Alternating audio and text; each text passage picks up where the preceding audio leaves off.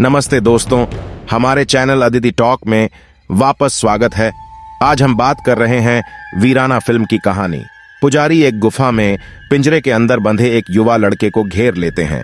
वह उनसे उसे छोड़ देने की विनती करता है और पूछता है कि वे उससे क्या चाहते हैं। एक पुजारी का कहना है कि उसका खून और मांस नकिता को जीवन देगा। तभी एक प्यारी सी युवती पिंजरे में प्रवेश करती है। वह अपनी गर्दन से चमगादड़ का लॉकेट निकालती है, डायन में बदल जाती है और लड़के को मार देती है। ठाकुर महेंद्र प्रताप सिंह अहमद को पता चला कि एक चुड़ैल नकिता बगल के जंगल में तबाही मचा रही है। एक रात उसकी छोटी बेटी उसके पास आती है और कहती है कि गांव वालों को बाहर एक शव मिला है। वह जाता है और देखता है कि एक अज्ञात लड़के की लाश है। गांव वाले उसे घेरे हुए हैं। पूछने पर कहते हैं कि जंगल की सुनसान गलियों में घूम रही एक महिला ने ऐसा किया है। वे उसे डायन कहते हैं।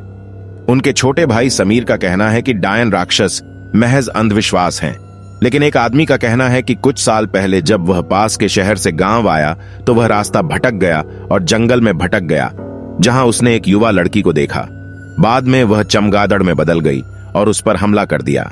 महेंद्र प्रताप ने स्वयं जांच करने का निर्णय लिया। समीर प्रताप ने डायन के शिकार पर जाने का फैसला किया। उसकी पत्नी प्रीति उसे यह कहकर मना करने की कोशिश करती है कि उसे अपनी बेटी और भतीजी के बारे में सोचना चाहिए। तभी वे नीचे जाते हैं और महेंद्र प्रताप कहते हैं कि उन्हें अपने भाई पर भरोसा है और उनके पूर्वजों ने हमेशा जरूरतमंद लोगों को न्याय दिलाने में मदद की है। वह अपने भाई को एक ओम उपहार में देता है और उसे आशीर्वाद देते हुए शुभकामनाएं देता है। जैसे ही समीर जंगल से गुजर रहा था, अपनी कार चलाते समय उसकी मुलाकात एक खूबसूरत युवती से होती है, जैसा कि एक ग्रामीण ने बताया था। महिला को समीर की कार में सवारी मिलती है। वे पुरानी हवेली में पहुंचते हैं जो जंगल में एक झील के पीछे स्थित है। समीर उसे बहकाकर बाथब में ले जाता है। उसका ध्यान भटकाते हुए वह उसके गले से बैट का लॉकेट छीन लेता है। महिला भयानक चुड़ैल नकिता में बदल जाती है, जो वह वास्तव में है। समीर उसके सामने एक पवित्र ओम रखकर उसे कमजोर और असहाय बना देता है। चुड़ैल को गांव के बाहरी इलाके में ले जाया जाता है और ठाकुर के आदेश पर स्थानीय लोग उसे फांसी पर लटका देते हैं। एक तांत्रिक जादूगर बाबा रात के अंधेरे में अपने अनुयायियों के साथ उसके शरीर को चुराने में कामयाब हो जाता है और उसे मंदिर में ले जाता है, जहां वह उसे एक ताबूत में रखता है और उसे एक नया शरीर देने का वादा करता है। शव ठाकुर महेंद्र प्रताप की बेटी का होगा।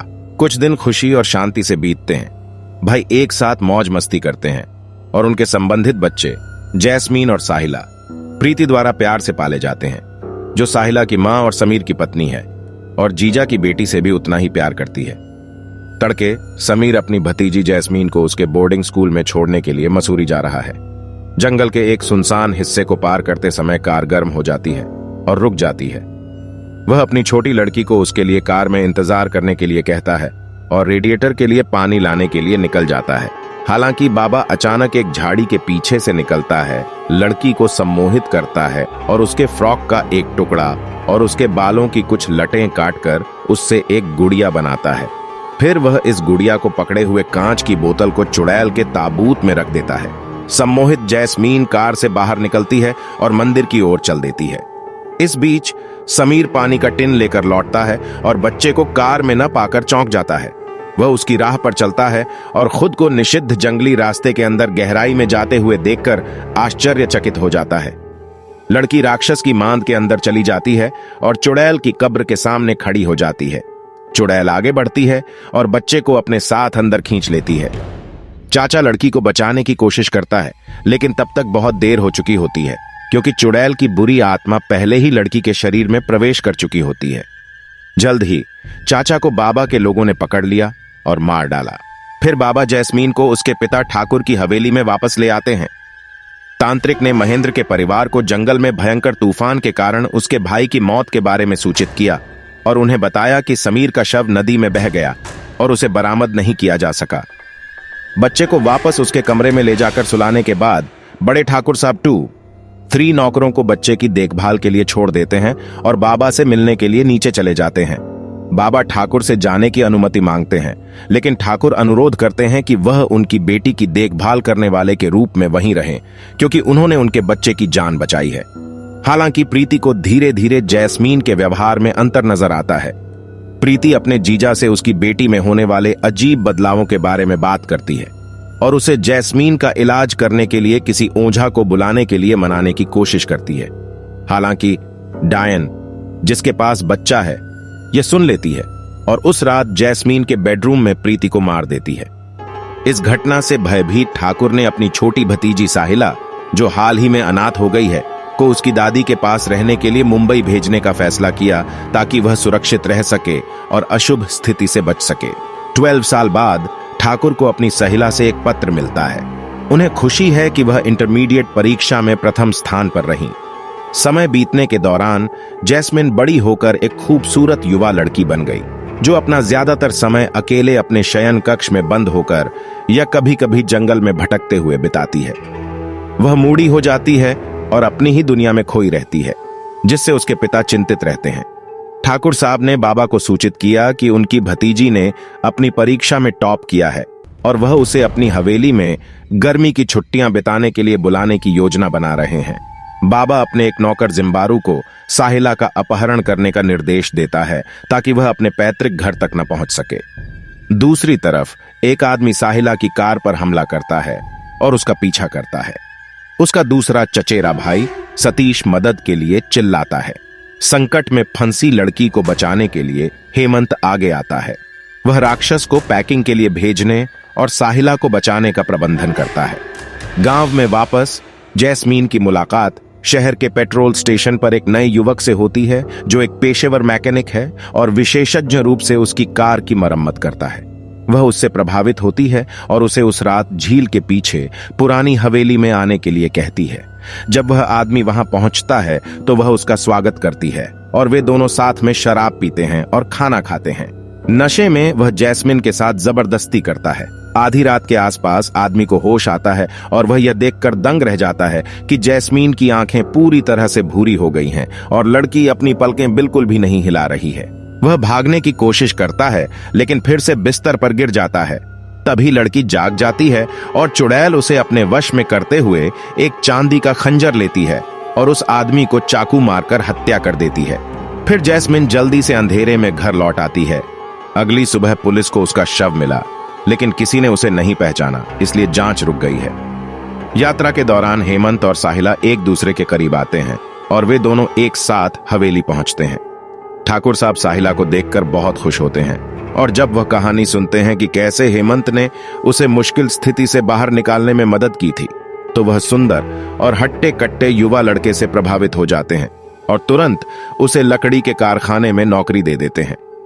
वह हेमंत को अपने बेटे और परिवार के सदस्य के रूप में भी स्वीकार करते हैं, हालांकि हत्याएं जारी हैं।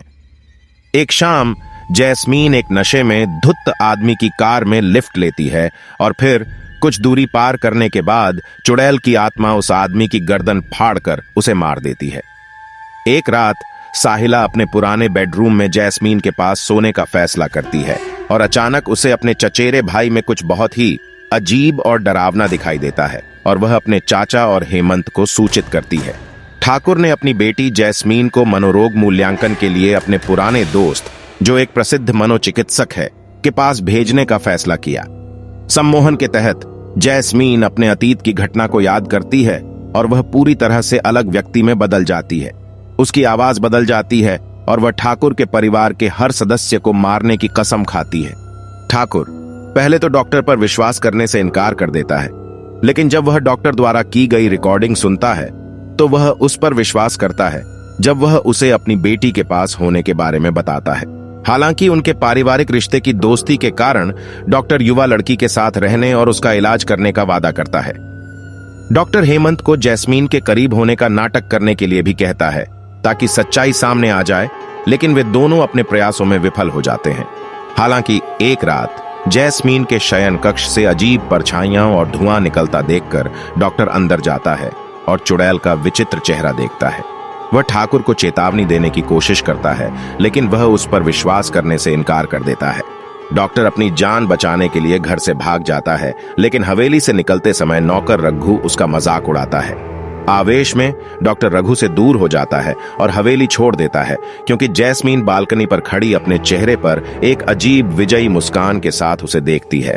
जब डॉक्टर गांव की पुरानी गलियों में तेज गति से अपनी कार चला रहा होता है तो वह भ्रम में गलत मोड़ ले लेता है, एक पेड़ से टकरा जाता है और सुनसान जंगल के ठीक बीच में रुक जाता है। डायन, जो उसके इंतजार में लेटी हुई थी, अचानक परछाई से बाहर आती है और जब डॉक्टर मुश्किल से होश में होता है और बड़ी चकित आंखों से उसे देखता है तो वह उसके शरीर में छेद कर देती है और उसे मार देती है। मरने वालों में अगला नौकर रघुल ठोरे है। वह तब मारा जाता है जब चुड़ैल के डर से वह हवेली जाने के बजाय रात में कारखाने में सोने का फैसला करता है। फिर हेमंत और साहिला सतीश के साथ हत्याओं पर चर्चा करते हुए बाबा का विषय सामने लाते हैं।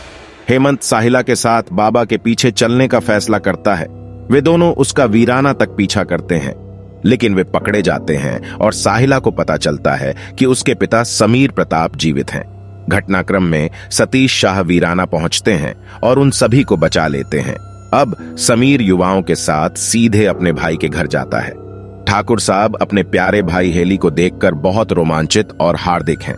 फिर साहिला और हेमंत बाबा की साजिशों की कहानी सुनाते हैं और समीर अपने भाई को उस योजना के बारे में बताता है जिसने बाबा को चुड़ैल की बुरी आत्मा को जैस्मीन पर कब्जा करने में मदद की थी। इस बीच बाबा ने अमावस्या के दिन चमेली को मारने की योजना बनाई ताकि चुड़ैल का पुनर्जन्म हो सके और अमृता प्राप्त हो सके। वह उसे हवेली से शैतान की मांद में ले जाता है और अनुष्ठान के लिए तैयार करता है, लेकिन परिवार घटना स्थल पर पहुंचने में कामयाब हो जाता है। जैस्मीन को उसकी वूडू गुड़िया वाली बोतल को नष्ट करके डायन को उसके शरीर से निकलवाकर बचाया जाता है, लेकिन सरासर दुर्भाग्य से बड़े ठाकुर साहब अपनी बेटी को खुशी और लंबे समय तक जीवित रहने के लिए अपनी जान गंवा देते हैं। परिवार थोड़े समय के लिए शोक मनाता है और चूंकि अब चुड़ैल की आत्मा उसके गंदे शरीर में वापस आ गई है, वे पवित्र ओम की मदद से चुड़ैल को ताबूत के अंदर बंद करने में सफल हो जाते हैं और बाबा भी मारे जाते हैं। फिर ठाकुर परिवार और सभी ग्रामीण उस ताबूत को भगवान शिव के मंदिर में ले जाते हैं। ताबूत को मंदिर के अंदर ले जाया जाता है और छोटे ठाकुर हेमंत की मदद से इसे खोलते हैं। दोनों लड़कियों को मंदिर से बाहर भेज दिया जाता है। चुड़ैल ताबूत से बाहर आती है और भयभीत होकर खुद को पवित्र भगवान के सामने पाती है।